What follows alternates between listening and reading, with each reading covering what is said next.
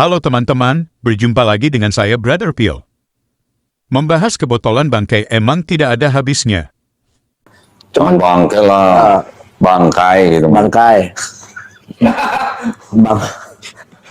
Kali ini dia bilang bahwa Rasul Paulus punya hubungan keluarga dengan Kaisar Nero. Sebentar kita akan lihat bagaimana kebohongan dan ilmu cocokmologi bangkai sangat liar.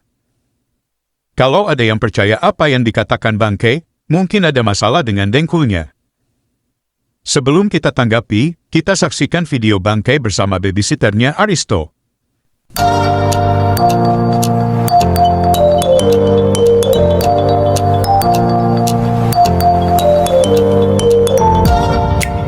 Tema. Ketik Bung Ade, The Life of the Apostle Paul. Yeah, the life.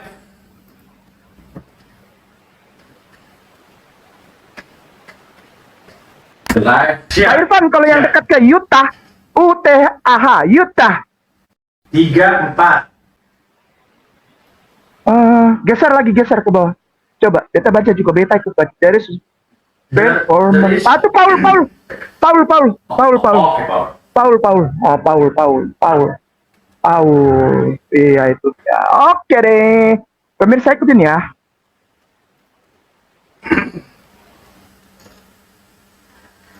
Nah. Oke. Paulus. Ya. Sudah baik ya suara saya teman-teman ya. Oke. Ya, bagus.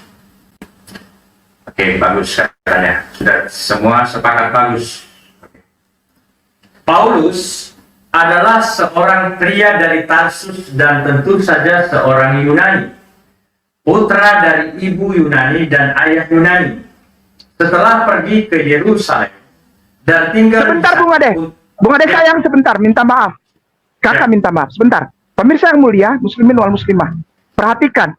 Bung Ade blok itu. Siap. Paulus itu ibunya Yunani, bapaknya Yunani. Nih, Mana ada di orang Yahudi ngaco? nih. Tuh. Mana ada itu? Yang bilang siapa? Itu kok punya bapak gereja. Ngaco. Silakan dilanjut Bung Ade saya. Saya ulangi. Paulus adalah seorang pria dari Tarsus dan tentu saja seorang Yunani. Putra dari ibu Yunani dan ayah Yunani. Tuh, 100% tidak campur alkohol orang Yunani. Setelah pergi ke Yerusalem dan tinggal di sana untuk waktu yang lama, ia ingin mengawini putri pendeta dalam kurung tinggi. Dan karena itu, menyerahkan dirinya sebagai penganut agama baru untuk disunat. Oh, namun ketika dia tidak mendapatkan gadis itu, dia menjadi marah dan mulai menulis menentang sunat dari Sabat dan hukum. Alamak, cinta ditolak, sunat dikritik.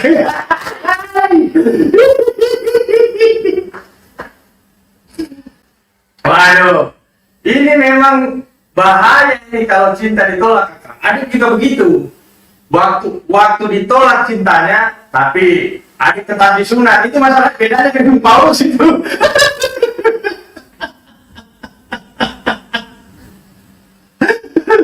Waduh, udah kacau ini kacau.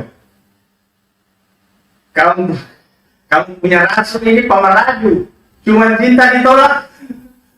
Sudah saya dia tulis tidak wajib sunat setiap orang Kristen. Padahal Paulus sendiri disunat kena tipu goblok.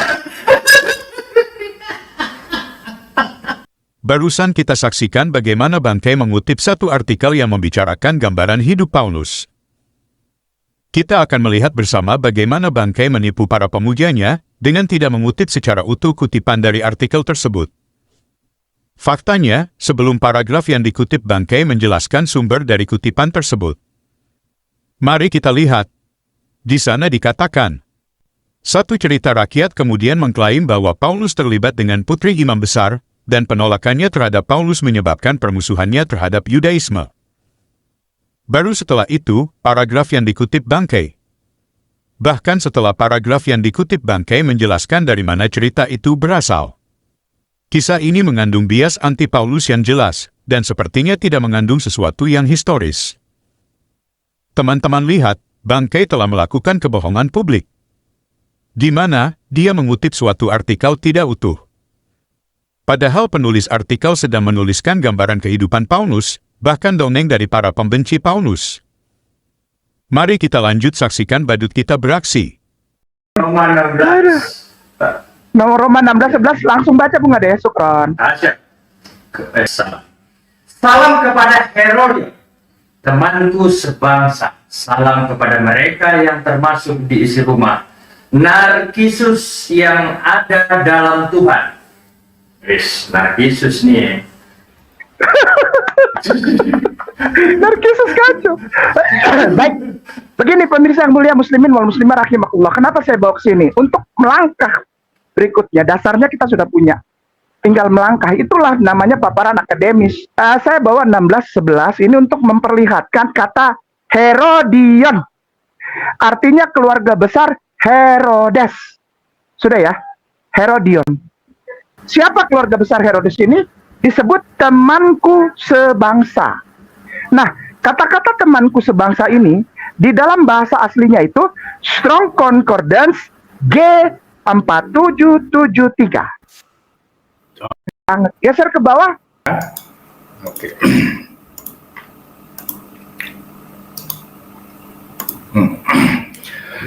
Strong definition, ya. Oh, kenapa ini? Oke. Songen H dari G4862 dan G1085, seorang kerabat dengan darah, lebih jauh lagi rekan senegaranya, sepupu saudara. Ternyata sepupu. Baca lagi Bung Ade. Ini langsung terjawab tema kita. Yap. Setelah dari kisah dongeng tentang kisah Paulus, kali ini Bangkai pindah ke surat Roma 16 ayat 11. Di sana ada seorang bernama Herodion. Sepertinya orang ini adalah saudara sebangsa dari Rasul Paulus, karena memang dia punya darah Roma, sama halnya dia panggil sesama Yahudi dengan kata saudara sebangsa juga, karena dia punya darah Yahudi. Teman-teman bisa lihat, kata Sugenes pada Roma 16 ayat 11 juga terdapat pada Roma 9 ayat 3. Tapi, untuk mencapai agendanya Bangkai menerjemahkan Sugenes itu sebagai saudara sepupu. Kenapa Bangkai maksa Herodion itu adalah saudara sepupu Paulus? Agar nanti dia bisa cocok logikan ke Kaisar Nero. Sekali lagi nama saya Kainama, saya biasa dipanggil Kay. Sekali lagi nama saya Kainama, saya adalah mantan pendeta. Saya lulusan sekolah tinggi teologi Jakarta. Saya juga pernah sekolah master di Belanda. Saya lanjutkan sekolah doktor di HIV, tapi itu semua bohong. Ini valid, ini valid, ini valid. Saya bertanggung jawab untuk itu. Saya tersertifikasi dan saya terakreditasi. Beliau adalah Ustadz Ahmad Kainama. Dia adalah seorang pendeta. Sebelumnya, beliau adalah seorang pendeta yang berpendidikan tinggi, yang bersekolah di S1 di Sekolah Tinggi Teologi Jakarta. Kemudian beliau melanjutkan S2-nya di Leiden University, Belanda. Kemudian tak sampai di situ, beliau terus meneruskan pendidikannya di S3 di Tanakh Biblical Studies, Haifa, Israel, dengan mengambil bidang minat Holy Scriptical Biblical. Dan itu valid. Dan itu valid, silahkan dicek. Ini valid. Dan saya bertanggung jawab untuk hal itu. Kali lagi nama saya Kainama, saya biasa berdakwah di gereja. Saya banyak mualafkan orang Kristen dalam gerejanya. Karena itu saya dipukuli sampai tulang-tulang patah. Tapi itu semua bohong. Ini valid. ini valid. Saya bertanggung jawab untuk itu. Saya tersertifikasi dan saya terakreditasi. This close to be death, gitu.